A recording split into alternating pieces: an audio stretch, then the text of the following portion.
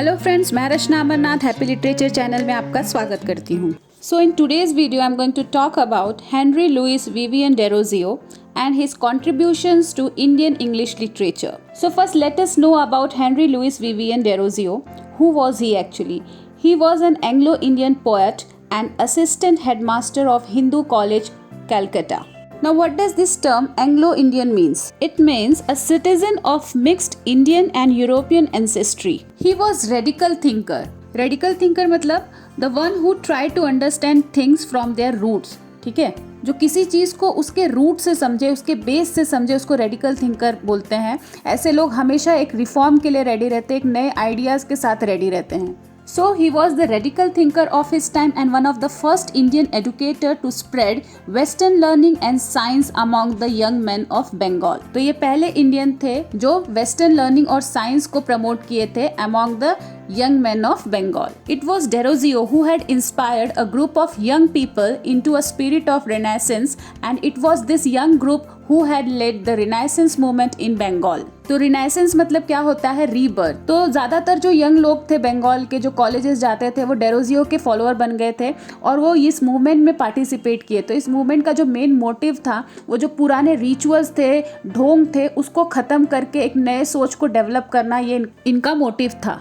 Although he was of Anglo-Indian origin, he was filled with the patriotic spirit for Bengal. His teachings had a critical outlook. अब critical outlook क्या होता है कि मतलब कोई भी चीज़ इजीली एक्सेप्ट नहीं करते थे जब तक उसका पीछे का रीज़न या फिर उसके पीछे का जो फैक्ट्स है, लॉजिक है, वो ना जान ले। और इनसे इनके स्टूडेंट्स भी यही सब चीज़ें सीखने लग गए कि जो भी चीज़ हम एक्सपीरियंस कर रहे हैं, जो भी चीज़ हम सुन रहे हैं, समझ रहे हैं, तो उसके पीछे जो भी रीज़न है वो हमें सेटिस्फाई करना चाहिए, अदरवाइज हम उस चीज़ को एक्सेप्ट नहीं करेंगे। जैसे कोई रिचुअल्स बता रहे हैं तो इसके करने के पीछे क्या रीज़न है, क्या लॉजिक है, वो पहले जानेंगे तभी करेंगे, नहीं तो उसको नहीं फॉलो करेंगे। So his teachings had a critical outlook, and it was from him that his students had learned to reason everything they experienced and denounced everything that did not fit into the realm of reason. तो ये अपने student के बीच में बहुत ज़्यादा famous थे और इनके जो स्टूडेंट्स थे, इनके जो फॉलोअर्स थे, वो डेरोजियंस के नाम से जाने जाते थे। Now let's see the Derozio's contributions to Indian English literature. If we'll talk about Indian English literature, he is generally regarded as the father of Indian English poetry.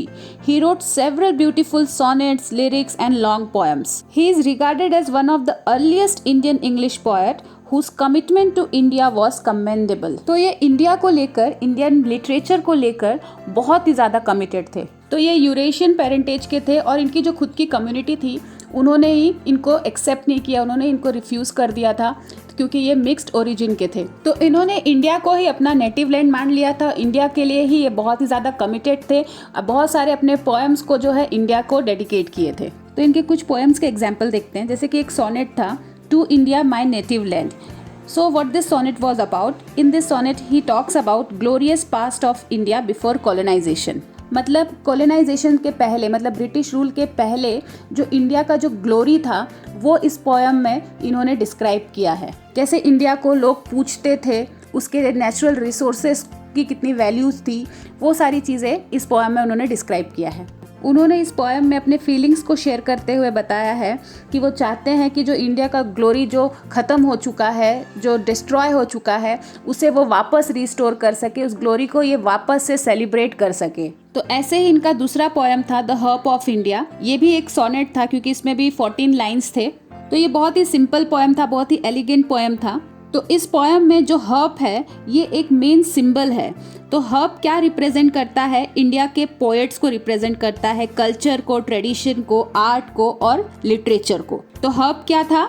India का culture, tradition, poet, art and literature. तो actually में जो हर्प होता है वो एक musical instrument होता है। तो यहाँ पे डेरोजियो ने ये हर्प को यूज़ किया एज अ सिंबल और ये बताने की कोशिश की है कि कैसे इंडिया से उसका आर्ट ख़त्म हो चुका है, एक लिटरेचर ख़त्म हो चुका है, पोएट्स ख़त्म हो चुके हैं। तो इनके जो पोएम थे बेसिकली वो पेट्रियाटिक थे।